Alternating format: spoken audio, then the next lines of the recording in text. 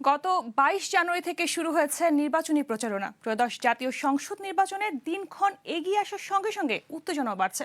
কোথাও কোথাও নির্বাচনী আচরণবিধি লঙ্ঘনের অভিযোগও উঠছে প্রার্থীদের বিরুদ্ধে। প্রতীক বরাদ্দের পর থেকেই মাঠে সরব প্রার্থী ও সমর্থকরা। বিএনপি, জামায়াত, এনসিপি সহ বড় দলগুলোর প্রার্থীরা দেশের বিভিন্ন প্রান্তে ভোটারদের সমর্থন আদায়ে ব্যস্ত সময় পার করছেন। নির্বাচনী মাঠের সর্বশেষ হালচাল জানাতে আপনাদের সঙ্গে আছি আমি শালীন।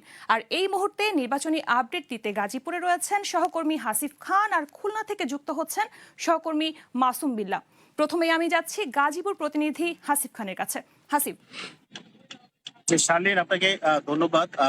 রাজধানী লাগোয়া যে গাজীপুর রয়েছে, সেই গাজীপুরও কিন্তু এই যে ভোটের যে আবেশ সেটি কিন্তু শুরু হয়ে গিয়েছে, এবং যারা প্রার্থী এবং যারা ভোটার রয়েছে তারা কিন্তু এখনই নানা ধরনের হিসাব নিকাশ এবং সমীকরণ করে যাচ্ছে। অর্থাৎ যেহেতু একটি অভ্যুত্থানের পরে এবারের নির্বাচনটি হতে যাচ্ছে, সেক্ষেত্রে ভোটাররাও যেমন যে নতুন যে পরিবর্তন, সেই পরিবর্তনের ক্ষেত্রেও তারা তাদের যে পছন্দের প্রার্থী রয়েছে তাকে যাচাই বাছাই করছেন, এবং যারা প্রার্থী রয়েছে তারাও কিন্তু ভোটারদের কাছে যাচ্ছে। আমি যদি গাজীপুরের যে তথ্য একটু জানিয়ে রাখি, যে গাজীপুর কিন্তু ৫টি আসন রয়েছে, যার মধ্যে ১ নম্বর আসন যেটি রয়েছে সেটি হচ্ছে গাজীপুরের কালিয়াকৈর উপজেলা এবং সিটি কর্পোরেশনের আংশিক অংশ নিয়ে কিন্তু গাজীপুর যে এক আসন রয়েছে সেটি রয়েছে। সেখানে কিন্তু বিএনপি মনোনীত যিনি প্রার্থী রয়েছে, অর্থাৎ ধানের শীষের প্রার্থী মেয়র মজিবুর রহমান, তার প্রতিদ্বন্দ্বী প্রার্থী হিসেবে কিন্তু রয়েছে জামাতের যিনি রয়েছে শাহ আলম বকশী। অর্থাৎ বলা চলে যেই দুজন রয়েছে সেই দুজনের মধ্যেই কিন্তু এই যে আসনটি রয়েছে সেখানে বেশ প্রতিদ্বন্দ্বিতামূলক কিন্তু নির্বাচন হবে। তবে যেহেতু মেয়র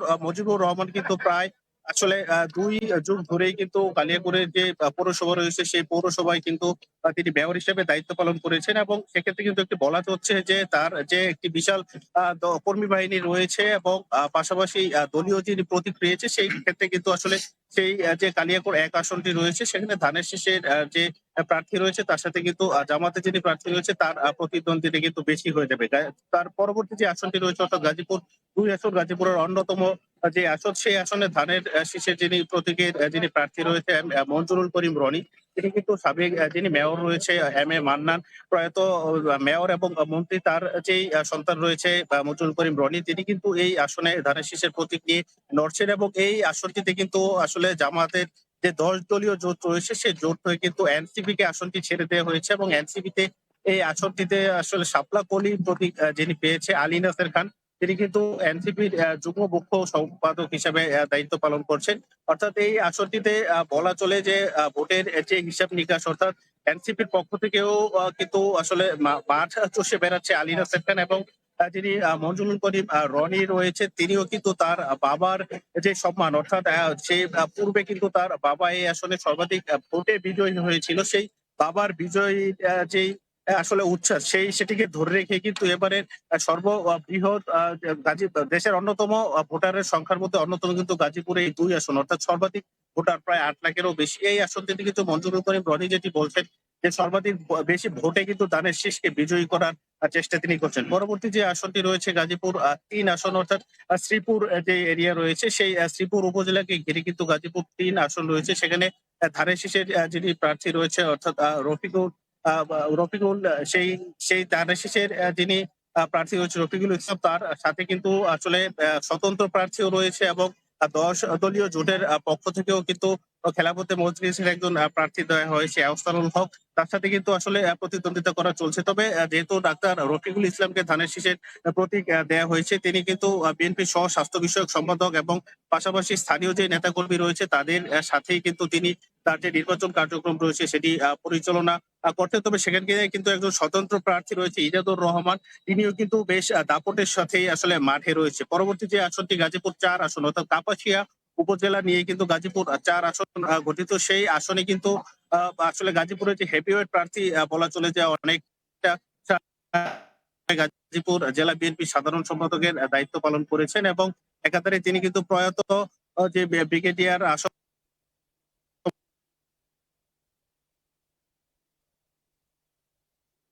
পাশে উপজেলায় তার যে নির্বাচনী কার্যক্রম সেটি চালিয়ে যাচ্ছে। তবে এই আসনে কিন্তু বলা চলে যে সবথেকে জামাতের যিনি শক্ত প্রার্থী, বলা চলে যে অনেকটা দাপটের প্রার্থী, অর্থাৎ জামাতের পক্ষ থেকে কিন্তু সালাউদ্দিন আইয়ুবীকে মনোনয়ন দেওয়া হয়েছে। তিনি কিন্তু শিবিরের সাবেক সভাপতি হিসেবেও দায়িত্ব পালন করেছেন।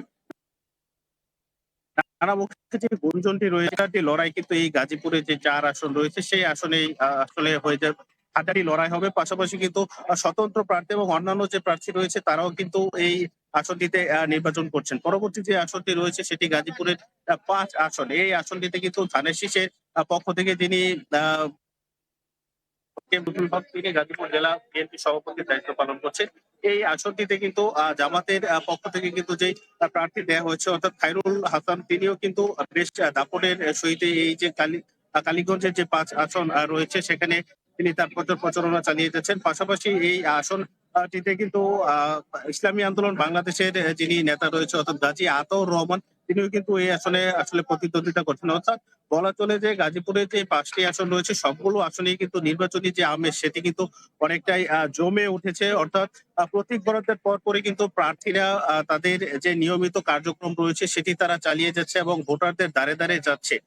এক ধরনের বলা চলে যে নির্বাচনী আমেজ যেটি সেটি কিন্তু লক্ষ্য করা যাচ্ছে। অর্থাৎ প্রার্থীরা বিভিন্ন পর্যায়ে কিন্তু তাদের যে ভোটার রয়েছে তাদের কাছে যাচ্ছে এবং নানা প্রতিশ্রুতি আসলে দিচ্ছে যে তুলে ধরছে। তো এই ছিল গাজীপুর থেকে আমার কাছে থাকা ভোটের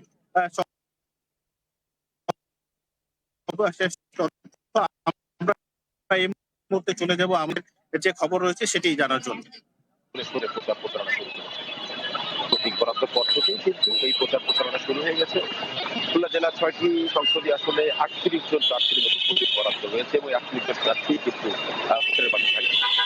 আমি যদি আপনাদেরকে আমরা সাধারণ জনগণের কাছ থেকে যতটুকু তথ্য নিয়ে জানতে পেরেছি এই ৬টি সংসদীয় আসনে যাদেরকে তারা হেভিওয়েট প্রার্থী মনে করছে সেই ব্যাপারটা যদি আমি একটু আপনাদেরকে তুলে ধরি সেখানে যদি বলি খুলনা ১ বটিয়াঘাট দাতক যে আসনটি আছে সেখানে কিন্তু বিএনপির মনোনীত প্রার্থী আমির রেজা খান এবং আছেন জামাত দাঁড়িপাল্লার প্রার্থী এই আসনে ভোট আছে ৩,৭,১০৩টি। এখানে পোস্টাল ভোটের সংখ্যাও আছে, পোস্টাল ভোটও নিবন্ধিত হয়েছে। একইভাবে খুলনা ২ আসন সদর থানা ও সোনাডাঙ্গা থানা মিলে খুলনা ২ আসন এখান থেকে বিএনপির প্রার্থী হিসেবে লড়ছেন নজরুল ইসলাম মঞ্জু এবং দাঁড়িপাল্লার প্রার্থী আছে শেখ জাহাঙ্গীর হোসেন হেলা। এই আসনে ভোট আছে ৩,৩৫,২৪১টি।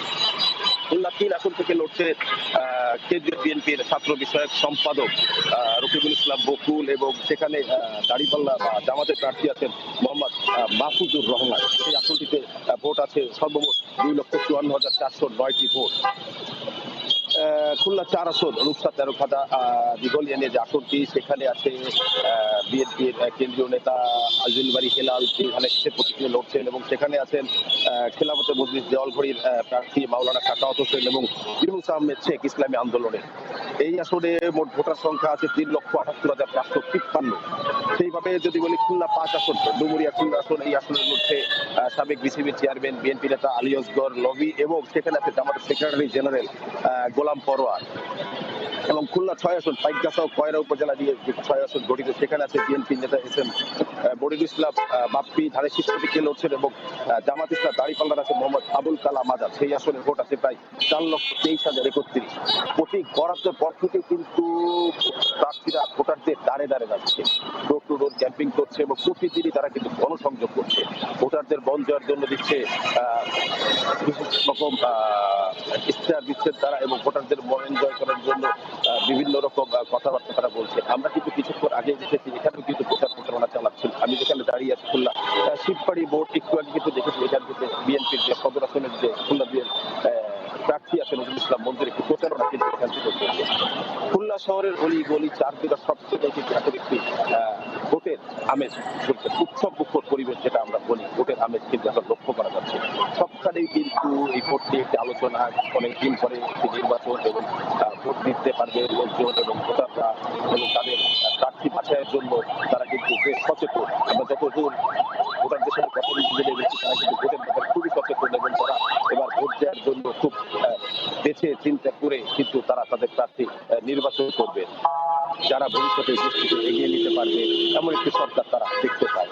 প্রার্থীদের যদি বলি ব্যক্তিগত প্রার্থী বলেন তাদের জন্য কথা বলি ভোটারকে বলেছে তারা যাকে যোগ্য মনে করবে যারা তার এলাকার উন্নয়ন করতে পারবে বা যাকে দিয়ে তার ভবিষ্যতে এলাকার উন্নয়ন হবে বা জবাবদিহিতা থাকবে সেরকম একজন প্রার্থী কিন্তু তারা বেছে নেওয়ার কথা আমাদেরকে বলেছে। আমরা কিন্তু সারা দিনই খুলনার আশেপাশে ঘুরে দিয়েছি এবং যারা আছেন রুট লেভেলের ভোটাররা আছে তাদের সাথে কথা বলার চেষ্টা করেছি, তাদের থেকে তাদের ভাষা কথাটা বোঝার চেষ্টা করেছি যে তারা আসলে কি কেমন প্রার্থী চায়। শিল্পনগরী খুলনার উন্নয়নের জন্য যে প্রার্থীকে তারা মনে করছে যোগ্য, আসলে তারা তাকেই ভোট দেবে।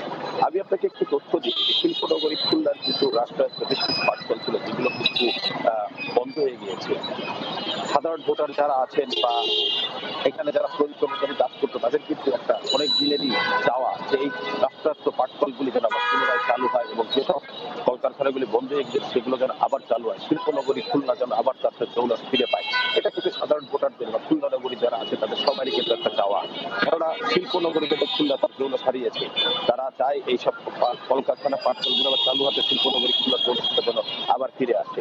ভোটারদের গণসংযোগ চলছে দিন রাত, ভোটাররা কিন্তু তার প্রার্থীরা কিন্তু দিন রাত ভোটারদের দাঁড়ে দাঁড়িয়ে যাচ্ছে এবং গণসংযোগ করছেন। সকাল থেকে শুরু করে রাত পর্যন্ত আমরা দেখেছি যে প্রার্থীরা ভোটারদের দাঁড়ে দাঁড়িয়ে যাচ্ছে এবং ভোট চাচ্ছে এবং তাদেরকে নানা প্রতিশ্রুতি দিচ্ছে যে তারা আসলে তাদেরকে ভোট দিলে তারা কি উন্নয়নে কাজ করবে। এইবার আমরা অনেক দেখেছি যে ভোটাররা কিন্তু অনেক সচেতন, তারা কিন্তু প্রার্থীদের কথা শুনছে, সাথে কিন্তু তাদের ব্যক্তিগত যে মতামত সেটা কিন্তু তারা রাখতে পারছে। তারা আসলে কোন প্রার্থীকে বেছে দিবে, কাকে ভোট দিবে, কাকে ভোট দিলে দেশের উন্নয়ন হবে, তার এলাকার উন্নয়ন হবে, যার কাছে তিনি জবাবদিহিতা চাইতে পারেন এমন প্রার্থীকে বেছে নেবেন বলে জানিয়েছেন খুলনার আবহাওয়া জনসচেতনতা। আমরা সারাদিন কথা বলে সাধারণ মানুষের কাছ থেকে এগুলোই জানতে পেরেছি। তো এই ছিল আমার কাছে খুলনা নগরী থেকে ভোটের সর্বশেষ তথ্য। ধন্যবাদ মাসুম। দর্শক, এই ছিল আমার কাছে গাজীপুর এবং খুলনা থেকে সর্বশেষ নির্বাচনী আপডেট। পরবর্তী জেলার আপডেট নিয়ে আবার হাজির হব, সে পর্যন্ত চোখ রাখুন কালের কণ্ঠে।